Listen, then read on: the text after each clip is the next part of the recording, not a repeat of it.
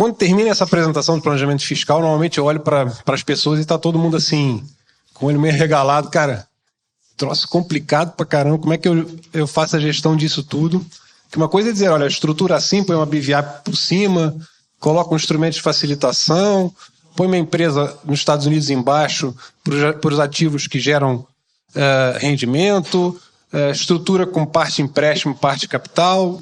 Aí você estruturou. E a partir daí, como é que você controla isso? Que eu acho que é o que 95% dos investidores internacionais esquecem. Confiam num contador americano que ele não está olhando nada disso, né? Ele só olha o tax return nos Estados Unidos.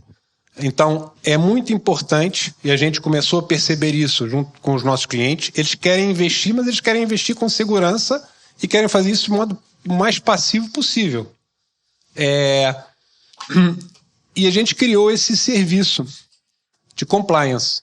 Quando você olha o planejamento fiscal, você tem essas várias estratégias, né, de estruturação, com várias vantagens e desvantagens, e à medida que você vai aumentando a complexidade da estrutura, você também vai aumentando a complexidade do gerenciamento dessa estrutura. Tá? Então, alguns exemplos que o Wagner deu, de clientes que tinham 2 ou 3 BVAs, vários LLCs embaixo, isso muitas vezes foi criado até por private bankers, que como eles não estão muito preocupados depois, como é que você vai controlar isso. Tá? Então, você tem que tomar algum cuidado primeiro, quando você faz o planejamento fiscal, você vai tornar a sua estrutura o tanto complexa quanto necessária. Você não vai torná-la mais complexa do que o necessário. Daí a necessidade de fazer um planejamento bem feito. Tá? Então você pode investir diretamente nos Estados Unidos, você pode investir offshore. Por que a gente fala muito dos Estados Unidos, pessoal? Mesmo quando a gente diz que está investindo em ações em BVI, 90% das ações são ações de empresas americanas, sujeitas à legislação fiscal americana. Tá? Você pode investir numa offshore que investe numa empresa americana. Você pode investir 100% capital, tá? Equity. Eu declaro aqui no Brasil que eu tenho 3 milhões de dólares de capital, convertido a reais, numa offshore, que, por sua vez, investe numa empresa americana, mas isso já não tem a ver com a minha declaração fiscal no Brasil. Eu posso investir parte capital e parte empréstimos para facilitar os movimentos de capital entre Pedro, que está investindo lá fora, e a minha empresa. Porque lembra, se você tirar dinheiro da empresa e tratar isso como distribuição de dividendos, distribuição de lucros, você está sujeito a uma tributação no Brasil até 27,5%. Então criam-se mecanismos de você conseguir movimentar dinheiro, colocar e tirar entre o sócio e a empresa de uma maneira facilitada, reduzindo a carga tributária desses movimentos. Tá? Então, uma estratégia que a gente sempre aconselha é quando estrutura, você vai estruturar parte capital, parte dívida e declara assim no imposto de renda no Brasil. E depois tem a última estrutura em que você tem isso tudo, mas depois você tem ferramentas de facilitação por cima, que é aconselhável. Tá? Então, dentro do compliance, a gente sempre olha o compliance nesses 4 quadrantes. Você tem o compliance e otimização fiscal no Brasil, compliance e otimização fiscal internacional, Estados Unidos e BVI. Você tem a questão do gerenciamento sucessório, que você tem que olhar o Brasil e tem que olhar lá fora também. Ok? Então, o compliance internacional, ele não é só olhar se tem imposto de herança nos Estados Unidos. Você também tem que olhar se tem imposto de herança no Brasil, por exemplo, e como é que você faz para racionalizar isso. Então, esse módulo, essa matriz que a gente adotou como ferramenta de gerenciamento do compliance dos nossos clientes. Tá? Dentro do Brasil, o compliance fiscal do Brasil, há 4 coisas que você tem que olhar. Você tem que olhar a sua declaração de bens e direitos no IRPF, como é que você declara o que você tem lá fora. Você tem que olhar também a sua declaração de rendimentos. Tem rendimento lá fora, carnê-leão. Programa de ganho de capital da Receita. Sempre que você tem compra e venda com ganho de capital, você tem que declarar via programa de capital, de ganho de capital, e tem a declaração de Bacen, que incide sobre patrimônio no exterior superior a 100 mil dólares. Qualquer patrimônio superior a 100 mil dólares, você tem que fazer essa declaração. Não pode esquecer, está sujeito a multas e são sérias. Tá? Então, essas 4 questões a gente trata aqui. Eu vou mostrar aqui alguns relatórios, só para exemplificar, tá? Esses são os relatórios que a gente emite para a nossa base de clientes, mas eu estou dando um exemplo aqui de uma estrutura bem clássica. Tá? O cliente tem investimentos via empresa, lá no cantinho, tá? Via uma empresa no exterior que detém os ativos internacionais. Aqui eu não estou dizendo se essa empresa está offshore, se está nos Estados Unidos, mas eu, brasileiro, residente no Brasil, faço aportes de capital e empréstimo de sócios a uma empresa no exterior. Tenho que declarar isso aqui no IRPF. Primeira coisa muito importante, tá? Manter memória de cálculo de todas as transferências que você fizer para essa empresa. Guardar os documentos, essa documentação ela precisa ser arquivada, e você precisa manter memória de cálculo para você controlar o câmbio a que foi feito esse aporte. Tá? A declaração aqui no Brasil é ao custo. Então, é ao câmbio da data do aporte de capital. A mesma coisa acontece com os empréstimos de sócios. Quando você concede um empréstimo, converte para real e declara aqui no Brasil. Então, você precisa ter um mecanismo qualquer de controlar o câmbio médio dos aportes. Tá? Muito importante, a maior parte das pessoas esquece de fazer isso, e isso precisa ser declarado no imposto de renda. Qual foi o câmbio médio de cada aporte? Precisa estar lá descrito. Na questão dos movimentos de capital, há uma questão que muitas vezes as pessoas esquecem, é o seguinte: às vezes você tem mais do que um sócio numa empresa. Você tem você e sua esposa, por exemplo, ou você e filhos, uma estratégia de facilitação de sucessão. Aí você aumentou o capital da empresa. O dinheiro saiu da conta de um dos 2 sócios, você tem que declarar esse aporte de capital pela proporção do montante efetivamente aportado. Ou seja, eu tenho lá $1 milhão hoje, 500 mil para cada sócio, tá? 50% de equity para cada um. Amanhã eu aumentei para 2 milhões e o dinheiro saiu da minha conta, Pedro Barreto. Eu não continuo tendo 50% para cada um. Houve desbalanceamento de participação. Então, a única maneira que você tem de manter o balanceamento, 50% para cada um, é o dinheiro sair da conta dos 2 sócios por igual. Tá? Então, o fluxo de dinheiro é que determina o equity, como é que vai ficar o equity de cada sócio lá fora, tanto em BVI quanto nos Estados Unidos.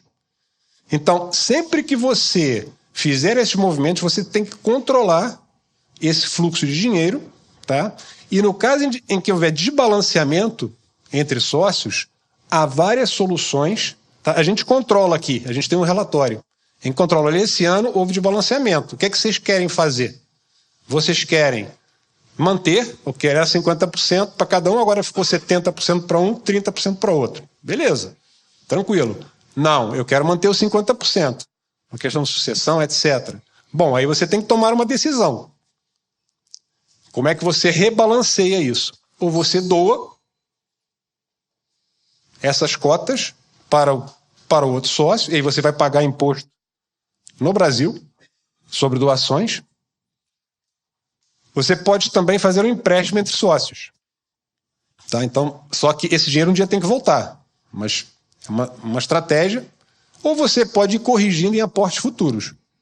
Tá? Mas é muito importante você controlar aqui embaixo, tá? Você ter uma forma de controlar essa questão de quem aportou o quê e como é que isso se refletiu depois na participação de cada um. Detalhe importante que a gente vai falar lá na frente. Sempre que houver desbalanceamento, você tem que ir lá na documentação da empresa offshore e alterar a composição de capital, tá? Então não é só... Você tem que ter um compliance documental também. A outra questão é a seguinte. Havia e há muita percepção, como o Wagner ele mencionou várias vezes ao longo da apresentação dele, de que eu tenho empresa lá fora, eu tenho rendimento lá fora, eu gasto dentro da empresa e isso não está sujeito à tributação. Porque eu estou gastando lá da empresa, o Brasil não tem nada a ver com isso. Não é assim. Tá? Gastos pessoais dentro da empresa no exterior são considerados distribuição de resultados para efeito do fisco brasileiro. Então você tem que oferecer a tributação. Tá? Mas eu sempre fiz assim, etc. Tá, até o dia que pegarem. Tá? É sempre assim, né? Então, a questão de despesas pessoais tem que tomar muito cuidado. Normalmente, como o Wagner diz, a gente recomenda. Quer fazer despesa pessoal, transfere, paga o imposto. Depende da maneira como você transferiu, tá?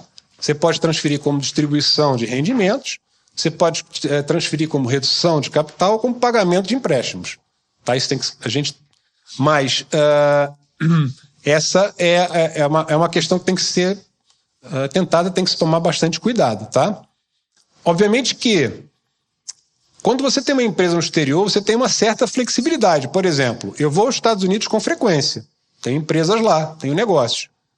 Algumas dessas despesas, passagens, hotéis, etc., eu consigo, né, classificá-las como despesas corporativas da empresa. Em princípio, isso é aceite nos Estados Unidos, deveria ser aceite pelo fisco brasileiro também. Tá? Mas tem que ser controlado. Tá? A despesa corporativa tem que ser justificada, tem que ter a documentação, tem que guardar essa documentação. A gente controla isso, tá? Tanto a questão de despesas pessoais, a gente puxa um relatório do que é que foi feito a despesa pessoal da empresa, senta com o cliente, mas o que é que você quer fazer com isso aqui? Você quer pagar imposto, você quer reduzir capital? Mais uma vez, o Wagner mencionou ali, se você tem como estratégia para não pagar imposto sobre distribuição de rendimentos, uma das estratégias é reduzir o capital, tá? Ou pagar, ou fazer uma amortização de empréstimos. Beleza, mas quando fizer isso, tem que tomar cuidado para controlar o ganho de capital que você está gerando, tá? O potencial ganho de capital.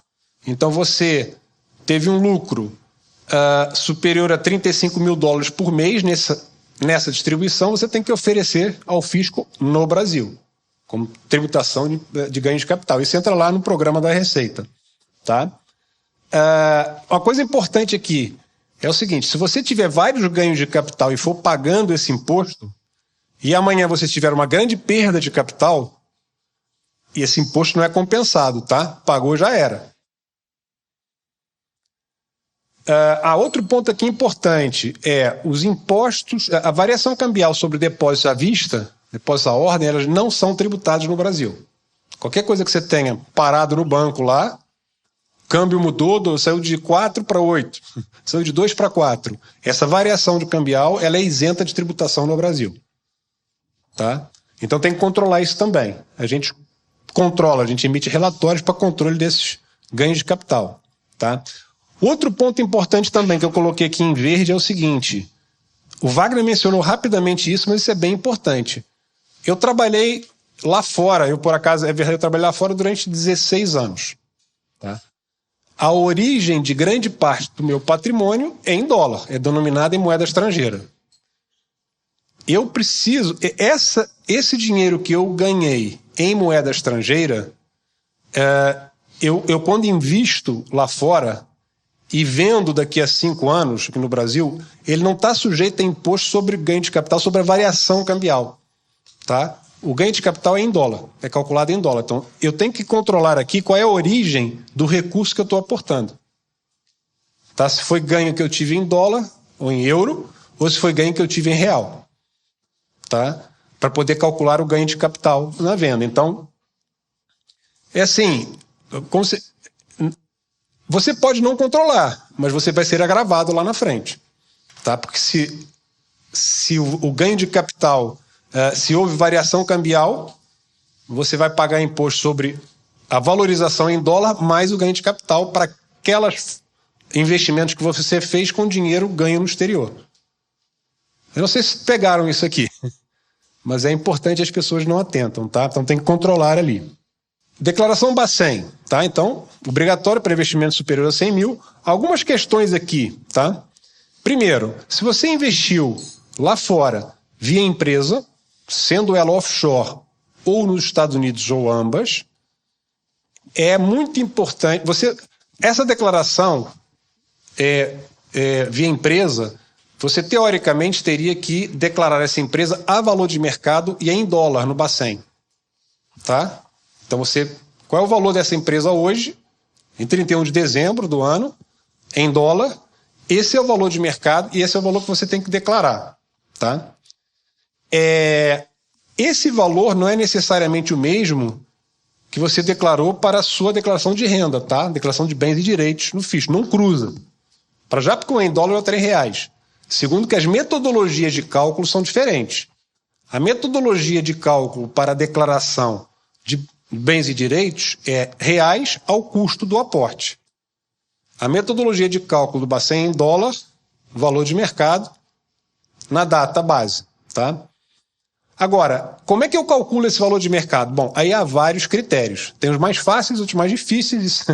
É meio complicado. Normalmente o que a gente recomenda, que é o mais fácil, para o caso de investimentos via empresa no exterior, é que você faça um balanço dessa empresa, mesmo que seja offshore. Tá? Ah, mas offshore eu não preciso ter contabilidade de uma empresa offshore. Não é bem assim. Quer dizer, obviamente que se você não fizer, o governo offshore ele não vai te cobrar, não é obrigatório, porque você não tem tributação lá fora. Mas no Brasil, para efeito 1 da sua declaração Bacen, você pode declarar o valor patrimonial. 2, eventualmente até para responder a questionamentos do fisco brasileiro no futuro, é importante que você tenha uma contabilidade tanto offshore quanto nos Estados Unidos. Nos Estados Unidos você já vai ter, obrigatoriamente, porque você é obrigado a declarar. Tá? Então, você prepara um balanço, faz a contabilidade e com base no valor patrimonial desse balanço você declara e você prepara a declaração de capitais brasileiros no exterior. Falando aqui de compliance internacional, tem algumas questões, tá, que trazem alguma complexidade para o investidor brasileiro. Primeiro, se você investir nos Estados Unidos ou via BVI, lembra, é importante que em BVI você tenha uma contabilidade. Então você tem que, muitas vezes, lidar com um contador internacional, tanto em BVI quanto nos Estados Unidos. Essa interlocução, às vezes, é complicada. Vou falar lá na frente. Por várias razões. Primeiro é a língua. Segundo, eles lá têm uma cultura de lidar com o cliente deles. Né? E a gente tem outra. Então, às vezes, a comunicação com eles é complicada. Né? Eles estão à espera que você lhes apresente um determinado conjunto de informações que você nem sabe que tem que apresentar, por exemplo. Então, essa questão da interlocução com contadores internacionais tem que tomar muito cuidado, tá? Porque às vezes você pode sofrer algumas penalidades porque o contador ele não está nem sabendo quais são as suas necessidades aqui no Brasil. Tem a questão também do gerenciamento fiscal internacional. Várias estratégias que o Wagner mencionou aqui, de redução ou de racionalização da carga tributária nos Estados Unidos, elas precisam ser geridas. Tá? Vou aportar em empréstimos. Isso precisa ser refletido lá nos Estados Unidos, pelo contador. Tá? Então, o gerenciamento fiscal ele precisa ser controlado. E tem uma questão também aqui que poucas pessoas atentam, que é o gerenciamento de cidadania e viagens, principalmente para quem viaja muito para os Estados Unidos. Tem que tomar muito cuidado com isso. Tá? Eu vou explicar um pouco por quê. Essa questão da interlocução, o foco do contador americano, ou em BVI, não é o Brasil. É Estados Unidos. É compliance fiscal nos Estados Unidos. Então eles vão fazer um bom trabalho com base na documentação que eles receberem do investidor para preparar o seu tax return nos Estados Unidos. Agora, se isso está alinhado com as suas estratégias de racionalização globais, isso ele não sabe. Tá? Então tem que tomar algum cuidado nessa interlocução para ter a certeza que há um alinhamento entre os objetivos do contador americano e o seu como investidor residente no Brasil. Essa eficácia fiscal global, que envolve vários países, então ela depende muito dessa interlocução. A gente tem um programinha, tem um portal de investidor que a gente faz como se fosse uma tradução entre o que você fala aqui no Brasil e que os contadores lá fora querem receber. Tá?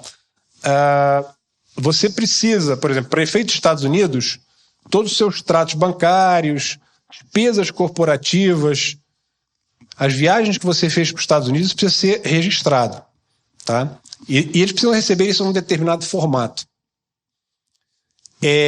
Essas informações, se elas chegarem lá desorganizadas, vai ter vários efeitos, vários impactos. Primeiro, fica muito cara a sua contabilidade nos Estados Unidos, porque eles trabalham muita hora. Tá? Se eles tem que ser eles organizar tudo, o seu custo aumenta muito. Se ele fica batendo, mas falta isso, falta aquilo, e ele sabe a maquininha ali, né? De calcular a hora. Segundo, você não tem a garantia que, se você não organizou isso, que ele está preparando seu tax return corretamente. Tá? Então precisa ter cuidado com isso. Tá? Essa interlocução é muito importante. Uma das questões é identificar movimentos e reconciliar isso com o seu imposto de renda no Brasil, tá? Tudo que fizer na sua empresa americana, isso tem que estar reconciliado com a sua declaração no Brasil. Reduzir o capital nos Estados Unidos, eu tenho que refletir aqui. E o contador lá tem que saber que você reduziu o capital. Então, essa interlocução de movimentos de capital, você tem que refletir no Brasil e tem que informar o contador americano. Tem que estar igual, tá? Despesas de empresas. Despesas corporativas. Eu fiz várias despesas corporativas nos Estados Unidos. Tá? Isso vai reduzir a minha base tributária, porque isso é dedutível, do ponto de vista fiscal. Mas tem que ser informado ao contador americano, senão ele não sabe. Tá? Então tem que controlar isso. Tá? A gente faz esse controle de uma forma bem eficiente através do nosso portal. Cidadania em viagens. Esse aqui é muito importante. Você tem que tomar muito cuidado. A gente tem vários clientes que têm casa nos Estados Unidos. Eles viajam com muita frequência. Tá? Dependendo do número de dias que ele permaneça nos Estados Unidos, ele pode vir a se tornar automaticamente um residente fiscal americano. Tá? Isso é simples. Basta você ficar... o cálculo você não pode ficar mais do que 183 dias nos Estados Unidos por ano. Mas, para você chegar a esses 183 dias, ou 183 dias no ano, ou, sei lá, 120, mais um terço do que você ficou no ano anterior, ou 80, mais um terço que você ficou no ano anterior, e um sexto do ano, 2 anos atrás. Bateu esse cálculo aí, deu 183 dias, você passa a ser residente fiscal nos Estados Unidos. Qual a implicação que isso tem? Primeiro, você passa a ser tributado nos Estados Unidos sobre a sua base de rendimento global, inclusive no Brasil. Qualquer rendimento que você tenha no Brasil, você tem que oferecer ao fisco nos Estados Unidos. Depois... Lembra, você também está sendo tributado no Brasil. Tá? Então... Tem várias questões aqui, então tem que tomar muito cuidado. A gente controla isso para vários dos nossos clientes e avisa. Cuidado, se você ficar mais 10 dias já era. Normalmente são clientes com muita renda. Tá? Então, esse ponto, o próprio contador americano, ele exige que você declare quais foram o número de dias, etc., para eles poderem definir a sua residência, se é Estados Unidos ou Brasil. Por último, aqui... dentro da questão de compliance, a gente controla, a gente faz um gerenciamento sucessório para proteção patrimonial. Tem que olhar no Brasil, tem que olhar no exterior. Tá? Imposto de sucessão no ZEUA. Há uma crença entre muitos investidores que a gente recebe, muitos internacionais, de que se você abrir uma empresa nos Estados Unidos e investir em empresa, você não está sujeito a imposto de herança nos Estados Unidos. Não é correto isso, tá? Você está sujeito, sim, a imposto de herança. E a valor de mercado, tá? A sua empresa, se você vier a faltar, os seus herdeiros, eles vão ter que avaliar a empresa, passar todo aquele processo de inventário e vão ser tributados. Então, não basta ter uma empresa nos Estados Unidos. Mais um ponto importante, voltando àquela questão da origem do capital. Mas eu tenho isso aqui mais ou menos controlado porque é 50% para cada um. Eu tenho 3 sócios ou 4 sócios, cada um tem 25% da empresa, a minha exposição fiscal não é muito alta. Bom, não esquece que a determinação de quantos por cento você tem na empresa depende de onde é que saiu o dinheiro para os aportes de capital na empresa. Eles não vão olhar os papéis só.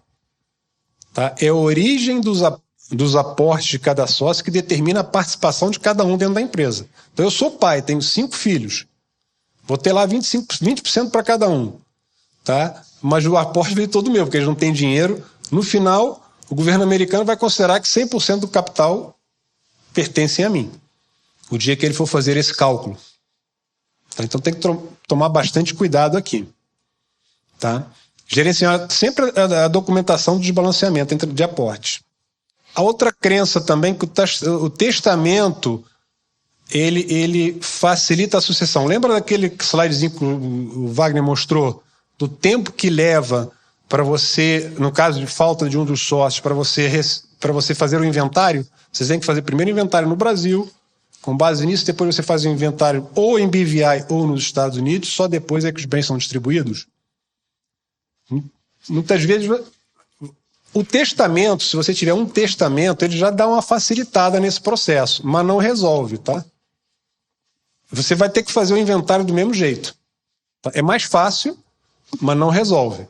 Tá? A única coisa que realmente facilita a sucessão são essas 3 estratégias aí.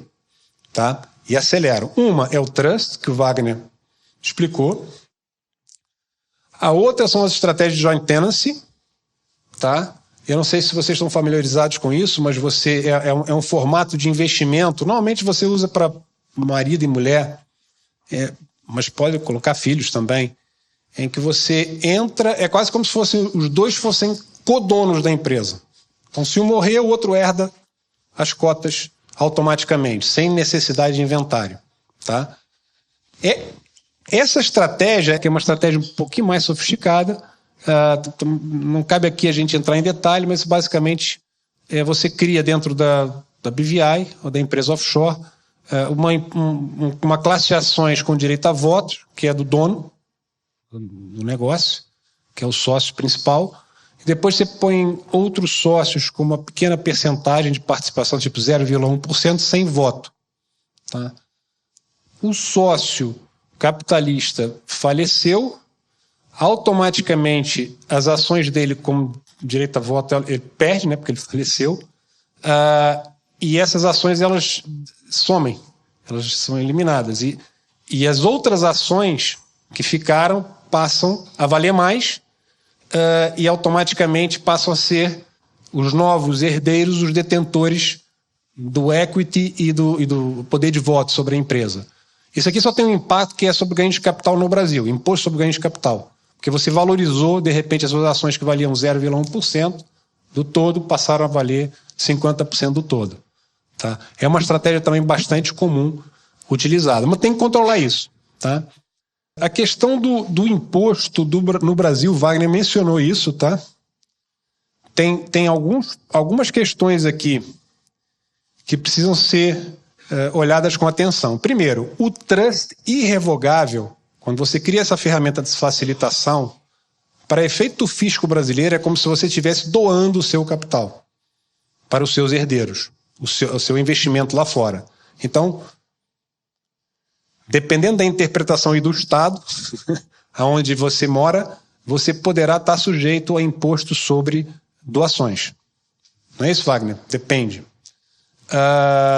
O joint tenancy, a gente acabou de falar, não existe uma definição muito clara, porque essa figura não existe no Brasil. O Golden Share, ele elimina o imposto de doação, porque na realidade não é a doação, você continua com as suas ações, mas elas passaram a valer mais, mas você potencialmente tem um ganho de capital. Tá? O herdeiro passa a ter um ganho de capital tributável no Brasil.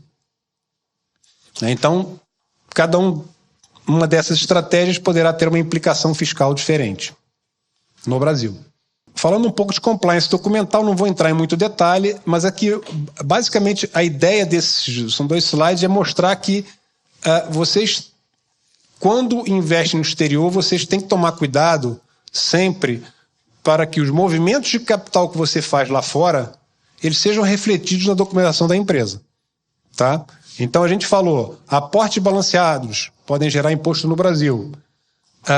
A documentação societária, ela entra junto com o aporte. Ou seja, eu aumentei a minha participação de 50% para 70%. Eu tenho que ir lá na documentação da offshore e alterar isso também. Tá?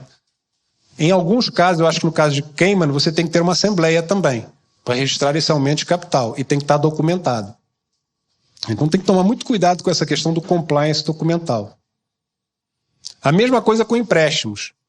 Se você estruturou utilizando essa estratégia de parte empréstimos, parte capital, a parte empréstimos tem que estar documentada num contrato. Esse contrato formalizado e assinado.